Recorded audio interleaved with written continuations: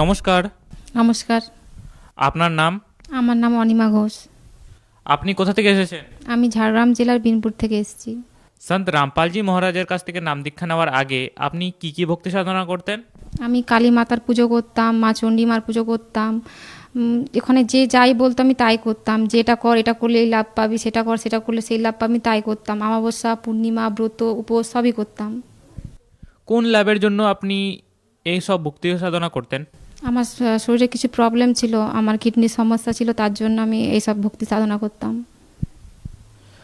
সন্ত রামপালজি মহারাজের কাছ থেকে নাম দীক্ষা আপনি কিভাবে নিলেন? আমার হাজব্যান্ড সন্ত রামপালজির কাছে মহারাজের কাছে নাম দীক্ষা নিয়েছিল। উনি আমাকে অনেক বোঝাতেন যে তুমি গুরুজির কাছে নাম উপদেশ নাও, তোমার যাবতীয় সমস্যার সমাধান যাবে, কিন্তু আমি নিতাম না। পরে একদিন গুরুজি সব দর্শন দিলেন যে বেটা ভক্তি কর, ভক্তিতেই মুক্তি আছে। তখন আমি এসে গুরুজির কাছে সেন্টারে এসে নাম দীক্ষা নিয়ে গেছি। সন্ত রামপালজি মহারাজের কাছ থেকে নাম দীক্ষা নেওয়ার আগে আপনি অনেক ভক্তি সাধনা করছেন, তার ফলে আপনার কিডনি ড্যামেজ হয়ে যায়। এখন সন্ত রামপালজি মহারাজের ভক্তি সাধনা করার পর আপনার লাভ হয়েছে? আমার খুব লাভ হয়েছে সন্ত রামপালজি মহারাজের কাছে নাম দীক্ষা নিতে। এই দেখুন আমার রিপোর্ট। আমার কিডনিতে প্রবলেম ছিল, আমার একটা কিডনি ড্যামেজ হয়ে গেছিলো। এই যে দেখতে পারেন আমার রিপোর্ট।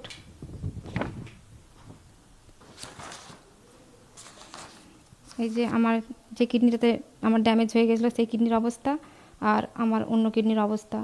এটা অপারেশন করার পরেও ঠিক হতো না। আমাকে বলে দিয়েছিল যে একটা কিডনিতে নিয়ে আপনাকে বাঁচতে হবে, আর আপনার অপারেশন করার পরে যে আপনি সুস্থ থাকবেন তার কোনো আপনার গ্যারান্টি দিতে পারবো না। এই যে দেখুন রিপোর্ট। এই দেখুন আমার আর একটা রিপোর্ট। এটাতে আমাদের কিডনিতে প্রবলেম আছে, কি কি প্রবলেম আছে ওরা বলে এখানে রিপোর্টে দেখা যাবে যে আমার লেফট সাইডে কিডনিতে ইনফেকশনে কিডনিটা ফুলে ড্যামেজ হয়ে গেছিলো। আপনার রিপোর্ট তো দেখলেন। এই রিপোর্টগুলো দেখার পরে ডাক্তার বলেছিল যে কোনোভাবে আমরা কোনো গ্যারান্টি নেব না, আপনারা পেশেন্ট, আপনাদের নিজের দায়িত্ব। উনি সুস্থ থাকবে না, ওনার কোনো প্রবলেম বা সেটার কোনো আমরা গ্যারান্টি নেব না। তারপরেই আমরা সন্ত রামপালজি মহারাজের কাছে আরদাস লাগাই যে গুরুজি আমাদেরকে দয়া করুন। সন্ত রামপালজি মহারাজের অনেক দয়া, অনেক কৃপাতে আমরা এখন সন্ত রামপালজি মহারাজের কাছে নাম দীক্ষা নিয়ে অনেক সুস্থ আছি, অনেক ভালো আছি। আপনি এই রিপোর্ট কোথা থেকে কুড়িয়েছিলেন? আমি এই রিপোর্ট করেছিলাম ভুবনেশ্বর এইমস থেকে। রিপোর্টগুলো করানো আছে, আপনারা দেখতে পারেন ভুবনেশ্বর এইমসের রিপোর্ট সব। সন্ত রামপালজি মহারাজের স্মরণে আসার পর আর কি কি লাভ হয়েছে আপনার?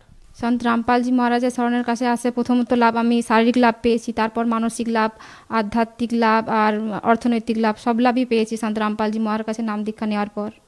এখন আমি সন্ত রামপালজি মহারাজের কাছে নাম দীক্ষা নিতে সম্পূর্ণ সুস্থ আছি, আমার কোনো অসুবিধা হয় না।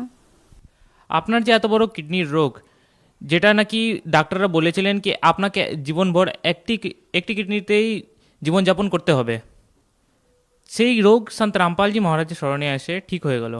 একটা সন্তের আশীর্বাদে কীভাবে এটা ঠিক হতে পারে, এটা তো আমাদের দর্শকগণ বিশ্বাসই করবে না। এ বিষয়ে আপনি কি বলতে চান? আমার সবার কাছে একটাই কঠিন হাত জোড় করে নিমতি যে আপনারা জ্ঞান বুঝুন, বই পড়ুন, জানুন। আপনারা আজ শিক্ষিত সমাজ, আপনারা পড়াশোনা সবই জানেন, আপনারা বই পড়ে সঠিক জ্ঞান জানুন, যেটা আমাদের বেদ, গীতা, উপনিষদ, পুরাণ সব ভক্তি অনুযায়ী করুন। আমি তো অন্ধভক্তি করছিলাম, তাই আমি কোনো লাভ পাইনি। আমি সন্ত রামপালজির মহারাজের কাছে নাম দীক্ষা নিয়ে, পূর্ণ গুরুর কাছে নাম দীক্ষা নিয়ে সঠিক ভক্তি করে এত লাভ পেয়েছি। আপনারাও আসুন, সন্ত রামপালজি মহারাজের কাছে নাম দীক্ষা নিন আর লাভ ওঠান। বেদে লেখা আছে যে তত্ত্বদর্শী সন্ত নাম দীক্ষা নিলে যে যদি মৃত্যুও থাকে সে মৃত্যুটা কাটতে পারবে।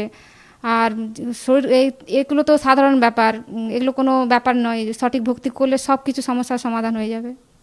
বেদ অনুসারে সন্ত রামপালজি মহারাজ সঠিক ভক্তি করাচ্ছেন, যার কারণে এত লাভ হচ্ছে। সন্ত রামপালজি মহারাজজি স্মরণে এসে আপনার এত বড় বড় লাভ হয়েছে, তাহলে আপনি আমাদের দর্শকদেরকে কি বার্তা দিতে চান? আমি দর্শকদের করে হাত জোড়ে প্রার্থনা করি যে আপনারাও আসুন, সন্ত রামপালজি মহারাজের সৎসঙ্গ শুনুন, সন্ত রামপালজির কাছে নাম দীক্ষা নিয়ে আপনাদের জীবনের কল্যাণ করুন। ধন্যবাদ। সৎ সাহেব।